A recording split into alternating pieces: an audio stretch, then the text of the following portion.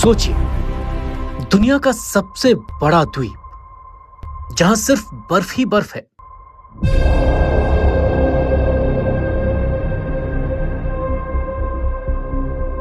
जहां आबादी दिल्ली के एक मेट्रो स्टेशन से भी कम है,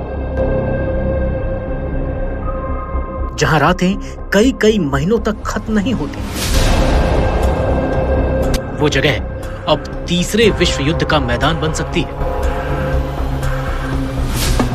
यह है ग्रीनलैंड, जिसे लेकर अमेरिका, यूरोप और डेनमार्क के बीच खामोश लेकिन खतरनाक रसाकशी चल रही है। सवाल उठता है, आखिर ऐसा क्या है ग्रीनलैंड में कि दुनिया की महाशक्तियां बर्फ के इस टुकड़े के लिए टकराने वाली हैं? पिछले कुछ दिनों में आपने अमेरिका और यूरोप के बीच तनाव की खूब चर्चा सुनी होगी। वजह ग्रीनलैंड को बताया गया होगा, लेकिन ग्रीनलैंड ही क्यों? कहानी क्या है? वजह क्या है? रूस और चीन का क्या रोल है? सोना चांदी महंगा क्यों हो रहा है? मार्केट क्यों क्रैश हो रहे हैं? आपके सारे सवालों के जवाब इसे एक वीडियो में मिलने वाले हैं। लेकिन उससे पहले एक छोटी सी रिक्वेस्ट है, अभी तक अगर आपने चैनल को सब्सक्राइब नहीं किया है तो कर लीजिए, और पूरा वीडियो देखने के बाद भी अगर कोई सवाल जहन में रह जाए तो कमेंट में जरूर पूछें। तो सबसे पहला सवाल है, क्या ग्रीनलैंड अमेरिका की जमीन है? जवाब है नहीं। ग्रीनलैंड भौगोलिक रूप से उत्तरी अमेरिका का हिस्सा है, लेकिन राजनीतिक और ऐतिहासिक रूप से डेनमार्क से जुड़ा हुआ है, और यही बात इसे अनोखा बनाती है। यानी जमीन उत्तरी अमेरिका की प्लेट पर है, लेकिन इतिहास और सत्ता यूरोप के साथ जुड़ी हुई है। इसी वजह से अमेरिका इसे अपने इलाके की तरह देखता है और यूरोप इसे अपनी जिम्मेदारी मानता है। ग्रीनलैंड दिखने में भले ही वीरान लगे, लेकिन असल में यह आने वाले समय की राजनीति का सबसे गर्म मोर्चा है। यहाँ की लगभग 80% जमीन मोटी बर्फ की चादर से ढकी है और सिर्फ 57,000 के आसपास लोग रहते हैं। इतने कम इंसान, इतनी बड़ी जमीन, ये पहली चीज है जो इसे खतरनाक रूप से कीमती बनाती है। लेकिन कहानी सिर्फ जमीन की नहीं है, कहानी है उस इतिहास की जिसने ग्रीनलैंड को आज इस मोड़ पर ला खड़ा किया। अब सवाल है कि डेनमार्क तो खुद एक नन्हा सा देश है, जबकि ग्रीनलैंड उससे कई गुना बड़ा इलाका है। फिर भी डेनमार्क का उस पर कब्जा कैसे है? तो इसके लिए हमें थोड़ा इतिहास समझना होगा। असल में डेनमार्क सीधे डेनमार्क से नहीं, बल्कि नॉर्वे के रास्ते ग्रीनलैंड पहुंचा। 11वीं-12वीं सदी में स्कैंडिनेविया, जो कि यूरोप का वो उत्तरी क्षेत्र है जहां नॉर्वे, स्वीडन और डेनमार्क जैसे देश आते हैं, वहां वाइकिंग्स रहते थे। वाइकिंग्स वही जिन्हें अक्सर लोग समुद्री लुटेरे कहा करते थे, हालांकि वो उससे कहीं ज्यादा थे। समंदर के बादशाह वाइकिंग्स 8वीं से 11वीं सदी के बीच अपने तेज जहाजों पर दूर दूर तक गए, व्यापार भी किया, बसावट भी बनाई, और जब जरूरत पड़ी तो लड़ाई भी लड़ी। तो वाइकिंग्स ही उत्तरी यूरोप के समुद्री इलाकों से निकलकर पहले आइसलैंड और फिर ग्रीनलैंड पहुंचे।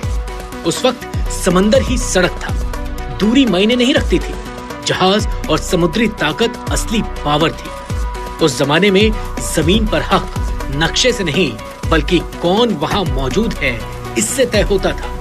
तो ग्रीनलैंड बन गया स्कैंडिनेविया का अपना इलाका। 15वीं सदी के बाद डेनमार्क और नॉर्वे एक ही राजशाही में आ गए।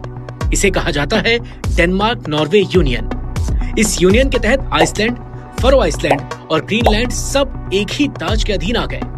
ग्रीनलैंड पहले नॉर्वे के जरिए और फिर डेनमार्क के ताज के जरिए जुड़ा। अब सवाल है, दूरी इतनी ज्यादा थी, फिर कंट्रोल कैसे रखा? 18वीं सदी में उसने वहां लगातार मिशनरी भेजे, व्यापारिक ठिकाने बनाए और प्रशासनिक ढांचा खड़ा किया। भले ही ग्रीनलैंड बहुत बड़ा था, लेकिन आबादी बेहद कम थी और मौसम इतना कठोर कि कोई और यूरोपीय ताकत वहां टिकने को तैयार नहीं थी। डेनमार्क टिक गया और यही उसका सबसे बड़ा हथियार बना। 20वीं सदी की शुरुआत तक आते आते डेनमार्क ने ग्रीनलैंड को औपचारिक रूप से अपने अधीन दिखाना शुरू कर दिया, कानून, प्रशासन और अंतर्राष्ट्रीय दस्तावेजों के जरिए। हालांकि 1931 में नॉर्वे ने ग्रीनलैंड के एक हिस्से पर दावा ठोक दिया। मामला अंतर्राष्ट्रीय अदालत में गया। 1933 में कोर्ट ने फैसला दिया, ग्रीनलैंड डेनमार्क का है। यहीं पर डेनमार्क का दावा पहली बार वैश्विक स्तर पर मजबूत हुआ। यह फैसला आज भी ग्रीनलैंड की संप्रभुता की रीढ़ माना जाता है। ये कोई अचानक किया गया सैन्य कब्जा नहीं था, बल्कि सालों से की गई प्लानिंग का नतीजा था। अब कहानी में अचानक एंट्री होती है युद्ध की। दूसरा विश्व युद्ध शुरू हुआ। डेनमार्क पर जर्मनी ने कब्जा कर लिया। ग्रीनलैंड हजारों किलोमीटर दूर था, अलग थलग। ऐसे में सवाल उठा, ग्रीनलैंड की सुरक्षा कौन करेगा? यहीं से संयुक्त राज्य अमेरिका मैदान में आया। अमेरिका को डर था कि अगर जर्मनी या उसकी नौसेना ने ग्रीनलैंड में पैर जमा लिए तो पूरा उत्तरी अटलांटिक खतरे में पड़ जाएगा। अमेरिका ने ग्रीनलैंड में सैन्य ठिकाने बनाए, हवाई पट्टियां, मौसम स्टेशन और बाद में स्थायी बेस। इसे अस्थायी सुरक्षा कहा गया, लेकिन इतिहास में अस्थायी चीजें अक्सर स्थायी बन जाती हैं।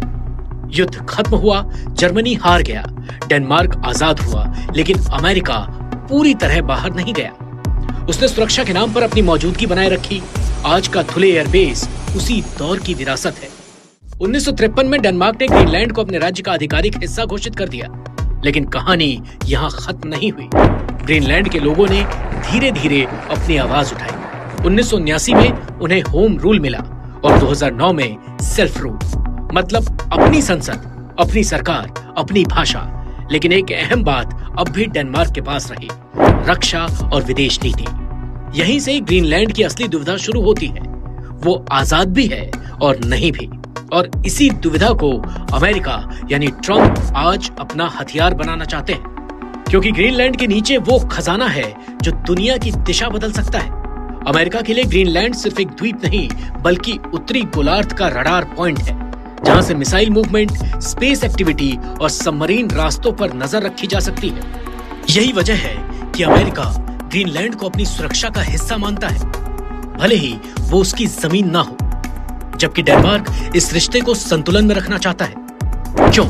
इस सवाल का जवाब बहुत इंटरेस्टिंग है, लेकिन उससे पहले ग्रीनलैंड के लोगों की जिंदगी की बात कर लेते हैं, क्योंकि अक्सर राजनीति में इंसान गायब हो जाते हैं। सवाल है, जब तापमान -60 तक चला जाता है, तब लोग वहां रहते कैसे? ग्रीनलैंड के लोग ज्यादातर तटवर्ती इलाकों में रहते हैं, जैसे न्यूक। उनके घर खास तरह से बने होते हैं, मोटे इंसुलेशन वाले, छोटे खिड़की दरवाजे, ताकि गर्मी बाहर न जाए। बचपन में I4 इग्लू भी आपने किताबों में पढ़ा होगा। जमीन पर घर कम और चट्टानों पर ज्यादा बनते हैं, क्योंकि बर्फीली जमीन स्थिर नहीं रहती। खाने की बात करें तो यहाँ का खाना प्रकृति से जुड़ा है। मछली, सील, व्हेल का मांस, ये सब पारंपरिक भोजन का हिस्सा है।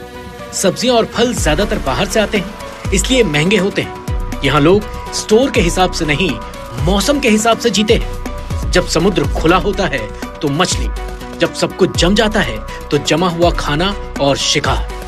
इन लोगों का सबसे बड़ा साथी है रेनडियर, बर्फ का बादशाह। यहाँ की जिंदगी में समय की परिभाषा भी अलग है। कई महीनों तक सूरज नहीं निकलता और कई महीनों तक डूबता नहीं। इसका असर दिमाग पर पड़ता है, इसलिए समुदाय बहुत अहम होता है। लोग एक दूसरे पर निर्भर रहते हैं। अकेलापन यहाँ सबसे बड़ा खतरा है।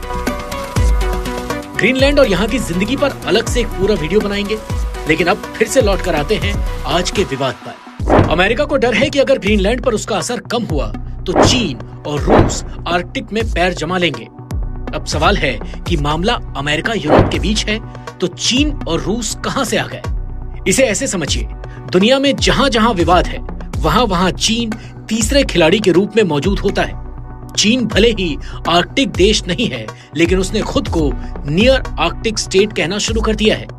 चीन जानता है कि ग्रीनलैंड छोटा प्रशासन है, संसाधन विशाल है और पैसे की कमी हमेशा रहती है। बस यहीं से उसकी एंट्री शुरू होती है। चीन ग्रीनलैंड में खनन, एयरपोर्ट और इंफ्रास्ट्रक्चर प्रोजेक्ट्स में निवेश की लगातार कोशिश कर रहा है। अमेरिका को यही डर है, अगर चीन यहाँ आर्थिक रूप से घुस गया तो कल को सामरिक असर भी बढ़ेगा।